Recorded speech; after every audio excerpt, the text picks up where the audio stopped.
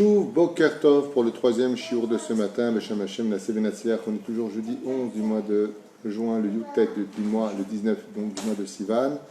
Un shiur une fois de plus acheté par Yedi Denu Ayakar et Yaakov Mordechai de Genève pour une bonne kala, donc une bonne épouse si Dieu veut, une grande réussite professionnelle et une grande teshuva pour son fils Abraham ben Yaakov Mordechai. Sharkoach Kol HaKavod. Pardon, j'ai oublié de mettre le micro. Sharkoach Bezrat Hashem Yaakov Mordechai pour une fois de plus acheter un shiur pour la réussite de tes enfants. Tout à l'heure c'était ta fille, maintenant c'est Abraham ben Yaakov Mordechai Kala.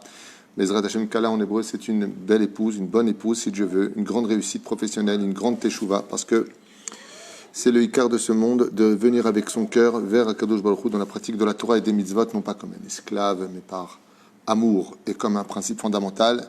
Une réussite pour vous tous. Merci à tous ceux qui nous soutiennent. Merci une fois de plus Amir Soufan pour nous avoir acheté cet appareil, ce Mitkan avec lumière. Que Dieu te remplisse de joie et de lumière. Bezrat Hashem sur tous tes chemins. Sheniske Lagdil Torah Ladira. Une grande refoua shlema pour vous tous. Une grande Hatzlacha. Et beaucoup de Shalom Bayit à la maison. Ça explose beaucoup. Beaucoup de messages de France sur l'assimilation. Beaucoup. Vraiment beaucoup. Malheureusement, j'entends de plus en plus et ça... Le téléphone ne cesse de sonner dans ce sens. Mon fils est assimilé, ma fille s'assimile. Faites attention à vous. Donnez beaucoup d'amour à vos enfants et Bezrat Hashem. Sachez que les lois de la Torah ne sont là que pour nous honorer, que pour nous rendre service, parce que être juif, ce n'est pas que Dieu a une naissance, aussi un comportement. La reine, sans plus tarder, on est dans le Shulchan Aruch, selon Maran Harav Ovadia Yosef. Je le rappelle ici, parce qu'il y a des marloquettes partout, vous le savez. Donc on est dans le domaine du bichoul, c'est-à-dire de la cuisson. On avait expliqué qu'il y avait plusieurs degrés de cuisson, Kirishon, Sheni, Shlishi. Pour ceux qui n'ont pas vu les cours, revenez en arrière sur toratraim.net. Et puis nous avons donc comme ça une série de cours tous les jeudis Blineder sur les halachot, comment se comporter dans deux séifim qui sont très importants, qui est le bichoul et borer. Pour l'instant, on est dans bichoul. Et donc, bichoul ne comporte pas simplement le fait de cuire quelque chose pendant Shabbat Kodesh, mais aussi le fait de prendre une cuisson qui viendrait d'un interdit, comme par exemple d'ouvrir un frigidaire où il y avait de la lumière, ou de déposer une soupe. Pour nous, les Sfaradim, il y a ce qu'on appelle Yavesh et l'ach, c'est-à-dire ce qui est solide en tant que nourriture, et ce qui est l'ach. L'ach, ça veut dire saucer, de la sauce, comme une soupe et autres. Donc tout ça, c'est ce qu'on va voir ensemble, doucement, doucement. Qu'est-ce qui est permis, qu'est-ce qui est interdit, selon Maran Harav Ovadia Yosef. Donc on s'est arrêté à la halacha Vav, et là on commence avec la halacha Zayin. Im shachachu lenatek et amenora b'mekarer. B'mikre, dans le cas où une personne viendrait pour prendre, alors que le Shabbat est bien entendu rentré, sinon il n'y aurait pas de question.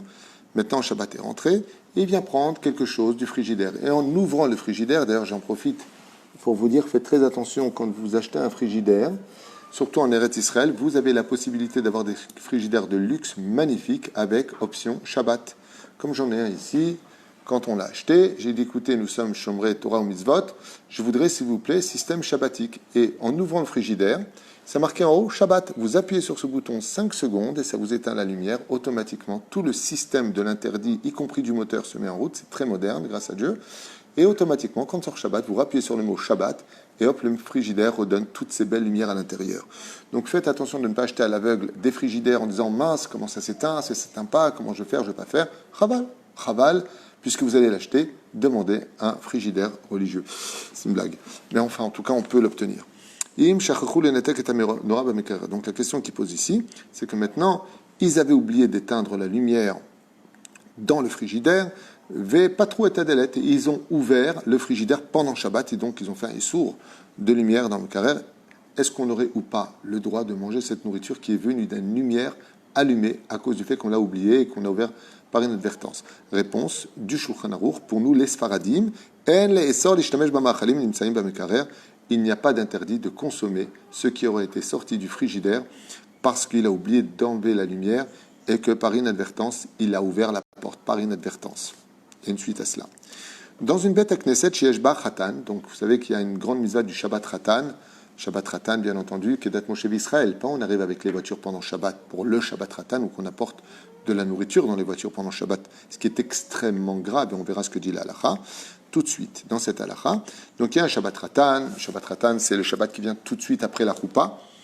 Et donc, nous les Tunisiens, quand je dis nous les Tunisiens, ceux qui sont d'origine massortite tunisienne ont l'habitude de sortir un Sefer Torah en l'honneur du Khatan, où là-bas on va lire à propos de Avram Avinu, Avram Zaken, Baba Yamim. Et puis, quand il demandera à Yitzhak d'aller lui chercher une Kala, et donc le Khatan monte à la Torah. En général, on fait monter à la 6e montée, ou on le fait monter pour sa lecture à lui personnelle. Derrière, chacun ses minagim. Et on fait une grande Seouda. En général, on loue la synagogue pour faire la Seouda là-bas. Ou bien, ma Shabbat Evi, ou Atakibud, ou Giot, ou Mashkaod, et Chodome Barechev. Et malheureusement, ceux qui sont éloignés viennent pour la fête et ils ont oublié que c'est Shabbat, apparemment. Par manque d'éducation ou de connaissances, ils viennent en voiture chez Mishmor pendant Shabbat avec de la nourriture. En plus ils amènent l'apéritif, ils amènent les gâteaux, toutes sortes de choses dans les voitures. Est-ce qu'on aurait le droit ou pas de manger cette nourriture? Réponse. Réponse de nos chachamim. Il est évident qu'on doit éviter de consommer ce qui a été emmené en voiture pendant Shabbat, même si minadin, c'est pas interdit. Pourquoi? Parce que est-ce que la nourriture est cachère ou pas? C'est la question. Est-ce qu'elle a été cuite pendant Shabbat? Non. Elle a été faite pendant le vendredi, donc qui précédait Shabbat. Dans l'absolu, la nourriture en elle-même, elle est cachère. On pourrait la manger. Sur celui qui la mange, on ne peut pas lui dire tu n'as pas le droit de la manger parce qu'elle a été emmenée en voiture. C'est pour ça que le langage dans la halakha nous dit Ra'ou il est préférable, il est digne d'éviter de manger. Pourquoi? Parce que ça voudrait dire que quelque part on cautionne le fait que ça a été emmené en voiture et ce n'est pas moral. Et n'oubliez jamais ce que je vais vous dire maintenant. Il y a halakha au niveau des lois, mais il y a aussi une moralité à avoir. Des fois, il y a des choses qui sont permises, mais ce n'est pas vraiment moral. Il faut tenir compte de cela. C'est le cas de ce qu'on vient de dire ici. Min adin, c'est-à-dire dans le principe fondamental, est-ce que j'aurai le droit de consommer ce qui a été emmené en voiture? Oui, parce que ce que je mange, c'est pas la voiture. Ce que je mange, c'est la nourriture. Est-ce qu'elle est cachère pour Shabbat? Est-ce qu'elle a été faite avant Shabbat? Est-ce que ce que je vais manger est cachère? Oui. Donc c'est ça que je mange. Oui, mais il y a quelque chose d'immoral. Ça a été emmené en voiture. C'est comme si tu dis, bon, ok, le voleur a volé, maintenant je suis receleur. C'est-à-dire quelque part de cautionner cela, c'est être celui qui cautionne le fait de dire, tu as raison, la prochaine fois tu peux continuer à emmener en voiture, parce que minadine, c'est pas interdit. Donc ce n'est pas moral. Et donc celui qui est Yireh Shamaim, celui qui veut donner le bon exemple, ne consommera rien. Imaginez maintenant, le Shabbat Ratan arrive et on amène comme ça la ménine, on amène comme ça plein de choses. La personne vient avec une belle voiture. Allez, Mazel Tov, il dépose. Pourquoi vous ne mangez pas? Il dit parce que tu l'as emmené en voiture et on ne mange pas ce qui est venu en voiture. Ah mince. Mais s'il y en a qui mangent, mais pourquoi tu ne manges pas? Pourquoi c'est pas cachère? Bon, moi je suis pas chômeur Shabbat. Et alors? Bon, tu vois pas, je suis venu en voiture. C'est grave, tu perds tout mon futur. Mazel, je vais en voiture. Tachayav mita bichlal, al ma ta medaber. La reine, même si les gens ne comprennent pas, il y a la parole du roi, Veshamru ben Israël et Shabbat, la sot et Shabbat et Dorotam. C'est extrêmement grave. Et vous savez que, par exemple, à Ashdod, entre autres, Abimir, Abu Hatzera, Shem Varech Oto, Bechol Asherlo, ici, quand on avait une grande réunion des rabbanim à la rabbanout d'Ashdod, on avait émis le point de ne plus accepter les Shabbat Ratan dans les synagogues à cause de ce fléau des gens qui viennent en plus pas pudiques à la synagogue. Les filles viennent dénudées, malheureusement. Je ne fais pas d'accusation sur le peuple, c'est juste pour vous expliquer une gravité. Ils viennent en voiture, jupe courte, machin, bête Hachem, maz, et où est-ce qu'on arrive? Où est-ce qu'on va là? Il y a un problème. Avant, les gens, ils avaient honte, ils se garaient un peu derrière la synagogue. Aujourd'hui, les gens, ils se garent devant, ils klaxonnent, style « venez m'aider de la synagogue à décharger ». On devient fou. Génération extraordinaire. Dans la chutzpah, ça veut dire que ces gens-là qui klaxonnent devant la synagogue de Massifon Tchouva, ce sont les grands rabbins d'Israël, parce qu'il faut avoir vraiment une audace et un yetzerara tellement grand pour faire une chose pareille, au point d'oublier que c'est une synagogue, qu'on est Shabbat Kodesh, tu klaxonnes et tu dis « venez m'aider ». Je n'ai pas compris, tu veux que les mecs qui ont des kippotes, ils t'aident? Et tu as la petite princesse qui descend comme ça, qui a 16 ans, petite jupe courte, s'embrasse à la synagogue, salut, ça va, c'est quoi ton parfum? Où est-ce qu'on va? Où est-ce qu'on va, Rabotaï? Où est-ce qu'on va? Où est-ce qu'on va? C'est même plus une question de Torah, c'est même plus une question d'assimilation, c'est une question de t'as pas de sechel. Tu te dis pas, attends, mais qu'est-ce que je fais de ma vie là? Attends, je suis devant Hachem, tu réalises pas, à ce point-là, tu es devenu fou. À ce point-là, on est devenu complètement à la masse, tellement assimilé. Hachem, Bezrat Hachem, faisons attention à ces nékoudotes qui, malheureusement, sont papier à nos portes, pour la plupart. Et quand je parle de ça, je rappelle que j'en ai fait partie avant d'avoir fait tchouva. J'étais une personne qui était très loin et je ne voyais pas où était le mal, mais j'avais quand même du respect. Et je dirais même qu'aujourd'hui, sans m'allonger sur le sujet parce qu'on est dans les halakhot, mais ça fait tellement du bien d'en parler, je dirais même pas que c'est une question de religion, je fais ce que je veux, pas ce que je veux. Une question de respect. Respecte ceux qui sont Shomer Shabbat, respecte ceux qui protègent leurs yeux, respecte l'endroit dans lequel tu te trouves, respecte. C'est juste une question de respect. Azov, je suis religieux, je suis pas religieux, j'y crois pas, j'ai envie, j'ai pas envie, je fais ce que je veux, j'ai pas envie. La question n'est pas là. La question est respecte. Juste un peu de respect. Respecte. La Beth Knesset respecte les gens qui y sont, respecte les gens qui protègent leurs yeux, respecte toi-même, respecte-toi.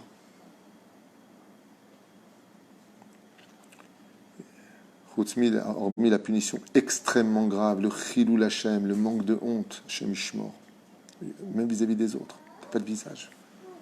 T'as pas de visage. Tu viens en voiture, mets-toi au moins de côté, cache-toi. Non, je fais ce que je veux, moi. Moi. Et dès que t'es malade, allô maman, bobo, priez pour moi. Pourquoi tu veux qu'on prie pour toi, tu n'y crois pas? Pourquoi tu veux qu'on prie pour toi si tu n'y crois pas?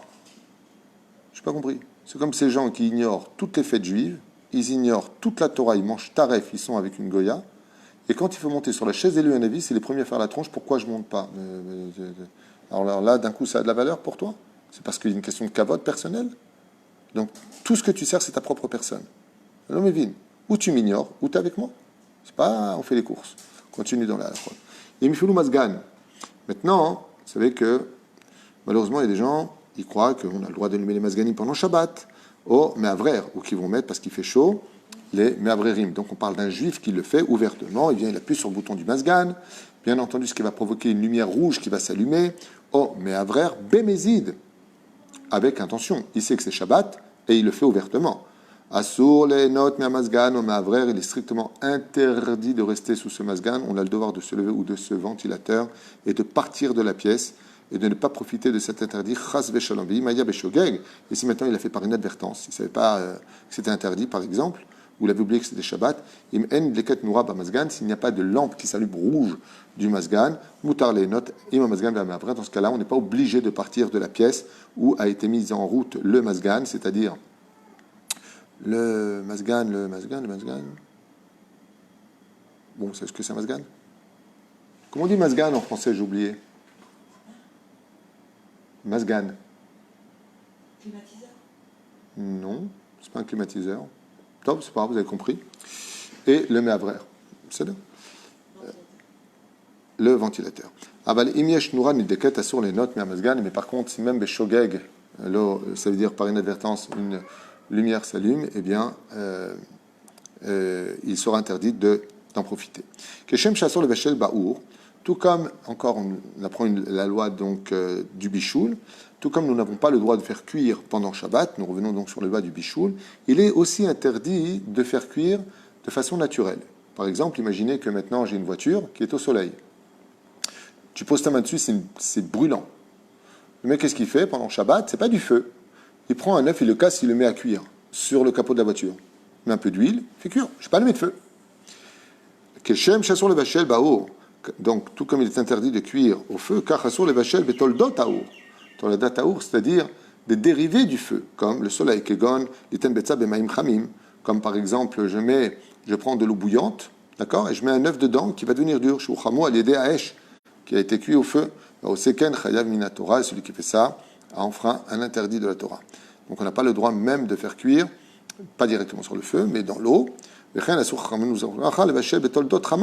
Tout comme par exemple ce que je viens de vous dire, par les rayons du soleil, comme par exemple je fais couler de l'eau bouillante du dout shemesh, faudrait que je traduise d'abord en hébreu le français, j'y arrive pas. C'est les bonbonnes d'eau, je crois que ça s'appelle comme ça, donc ils sont avec les plaques chauffantes au soleil, d'accord? Eh bien, Vadash, Zegam, Assur, le Vachel, Betsab, le Maïm Chamim, Shouchamo, Bedoud, Shemesh, même si ça ne vient pas du feu directement, mais que ça vient de la bonbonne d'eau chaude qui se cuit au rayon du soleil, qui se chauffe au rayon du soleil. Je suis désolé pour le français, mais c'est dur pour moi de passer l'un à l'autre et les mots ne me montent pas forcément à l'esprit de façon ponctuelle. Aval bachama atzma kegon liten betza bachama ou liten maim bachama kedeshu chamu mutar. Mais par exemple, si je viens directement laisser mon œuf au soleil, donc je pose un œuf et le soleil le cuit lui-même, ou que je pose de l'eau et il fait tellement chaud, dans les 50 degrés par exemple à Eilat, et que l'eau maintenant devient chaude, dans ce cas-là j'ai le droit. Tafshil sheshbo marak. Maintenant on est dans le tafshil avec du marak. Marak c'est de la soupe. Shinit bashel kol tzorko v'nitztanen. Donc maintenant j'ai une soupe qui est déjà préparée le vendredi, donc j'ai bien préparé, elle est déjà complètement cuite, et elle est froide, et j'ai envie de la manger. Im chazar vechimemo. Beshabbat, ad kedisha salotbo. Si maintenant je la mets sur la plata de Shabbat, juste pour la chauffer un petit peu, c'est permis. Mais si je la mets au point que la soupe devient chaude, que je ne puisse pas mettre ma main dedans, je n'ai pas le droit de le faire. La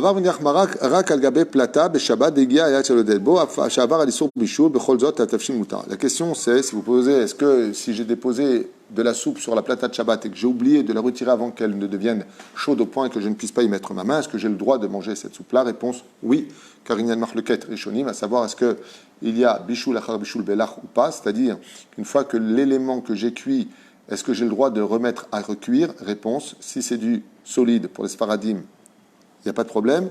Il y a d'autres notions qui rentrent comme mistamek vetovlo, mistamek veralo, c'est encore un autre sujet qu'on verra plus tard.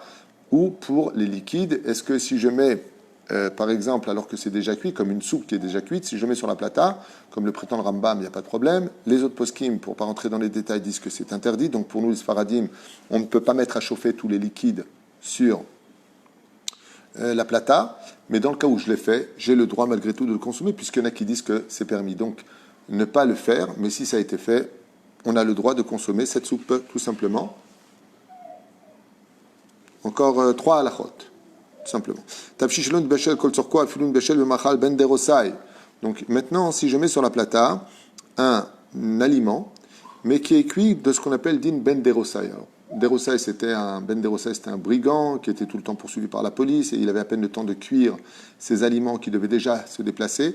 Depuis, on a dans le Talmud utilisé la cuisson de ben derosai. On utilise ce brigand pour dire en fin de compte que c'est à moitié cuit, tout simplement. Ben derosai, peroucha davar, une cuisson qui est à moitié cuite, pas encore donc rosée, viande rosée et non pas viande cuite. Au lieu mikan ou un peu plus que cela. כל עוד שמתבשל כל צורכו אפילו בעוד רותח שיש בו משום בישול, לפיכך אסור לקרב את הסיר והחמן, החמן למרכז הפלטה, et c'est pour cela qu'on n'a pas le droit de mettre au centre de la plata, là où c'est le plus chaud, une cuisson qui n'est pas encore assez cuite, surtout que mistamek vetovlo, c'est-à-dire plus ça va cuire et plus c'est bon. Dans ce cas-là, on continuerait une cuisson, ce qui est problématique. On ne met pas au centre de la plata, et là, imken yodash bevadan bashel kol tzorko, mais si on sait que c'est malgré tout comme ça que c'est cuit et que c'est pour nous complètement cuit, dans ce cas-là, ce serait permis.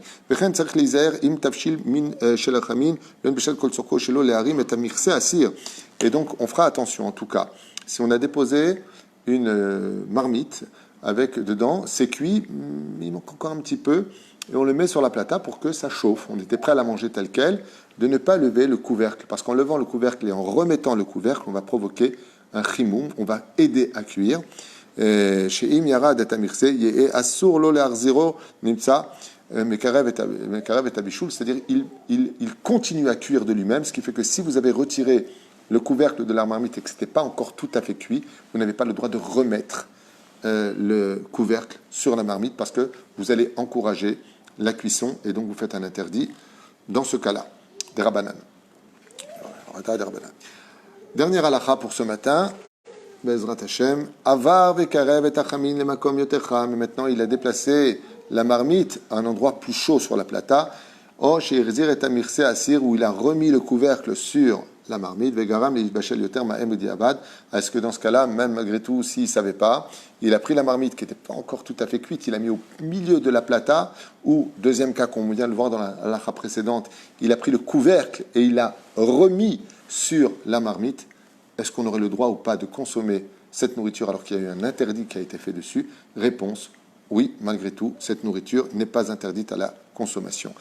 La seule chose que je vous demanderai de retenir de tout cela, hormis ces halachot, qui sont très importantes parce qu'elles sont hebdomadaires pour nous, c'est Bezrat Hashem de voir à quel point il y a des marloquot sur les interdits de Shabbat pour nous faire prendre conscience que s'il y a tellement de lois, sur tellement de détails, et on dirait qu'on a envie de dire au rabbin, vous avez que ça à faire, vous vous ennuyez dans votre vie pour nous prendre la tête avec ça tu peux pas, ça a été fait, tu peux quand même, ça tu peux pas du tout, ça t'a pas... À ce point-là, prenez conscience de l'importance de la Torah.